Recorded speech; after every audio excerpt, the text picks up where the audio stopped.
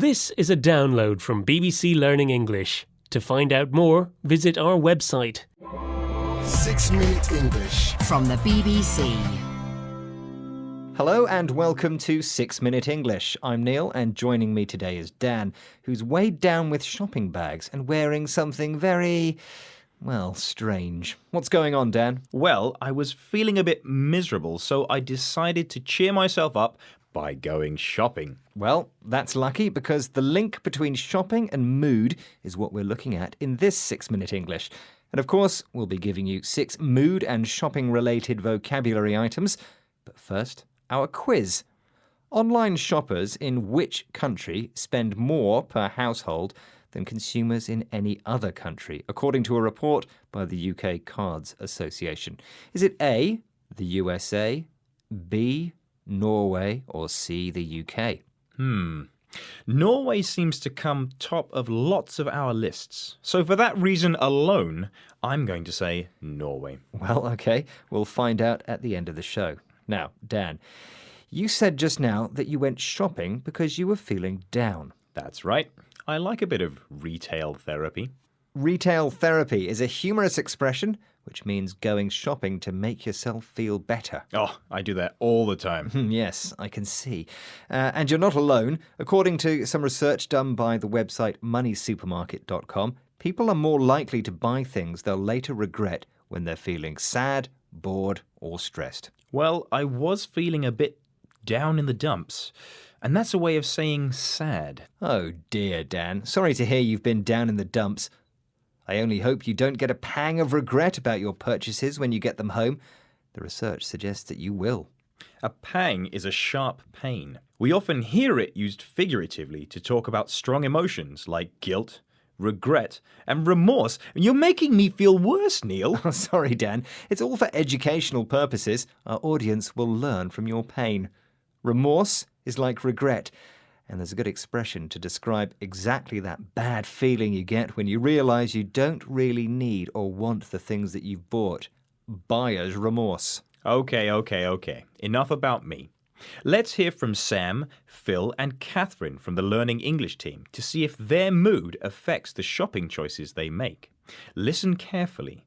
Can you hear the 3 types of things they say that they buy when they're down in the dumps? Honestly, I tend to buy food. Anything that will bring me comfort. So it can be any sort of warm drink, hot drink, but also anything kind of warm and cozy. So like a nice jumper. Definitely if I've had a bad day at work or for whatever reason or I feel terrible, tired, I am more likely to buy something on the way home. Oh, when I'm feeling sad, I probably buy a little bit of wine and often something to wear. I find that a bit of retail therapy when I'm sad usually does the trick at the time, so it makes me feel better. But I do find that when I look in my wardrobe, the things that I bought when I was sad, I never wear them. Sam, Phil and Catherine there from the BBC Learning English team talking about what kind of things they buy when they're feeling down. What were they? Food, drink, and clothes. Yes, that's right. Sam mentioned she buys food, warm drinks, and a nice jumper to keep her cosy. That's the feeling of being warm, comfortable, and relaxed. Catherine also mentioned drinks, this time wine, and she also said that buying clothes does the trick. That means achieves the result she intended. But what's interesting is that Catherine said she never wears the clothes she buys when she's feeling sad. That's exactly what the survey found. People regret the purchases they make when they're sad, bored, or stressed. Sounds like a case of buyer's remorse. It does indeed. Well, time now for the answer to our quiz question. I asked this. Online shoppers in which country spend more per household than consumers in any other country, according to a report from the UK Cards Association?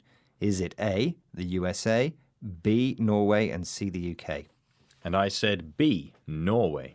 And I'm afraid you might need to go and buy some more stuff to cheer you up. You're wrong. The correct answer is the UK. Apparently, UK households spent the equivalent of £4,611, that's almost $6,000, using payment cards online in 2015. Well, I hope they were happy when they made those purchases, or they may feel the pang of regret I'm scared I might get after today's discussion. Well, a good recap of the vocabulary from this program might do the trick. Shall we start with the first word? Do you ever go in for a bit of retail therapy, Neil? Actually, I try to avoid it, especially after reading this survey. I don't think the happiness you feel after buying something lasts very long. In fact, you can end up feeling down in the dumps. Yes, down in the dumps, meaning sad or unhappy. And a pang of regret might follow once you realize you spent a lot of money on something you don't really need. A pang is a stab, used here figuratively to mean a sharp pain, used to talk about strong emotions. And after that pang can come buyer's remorse.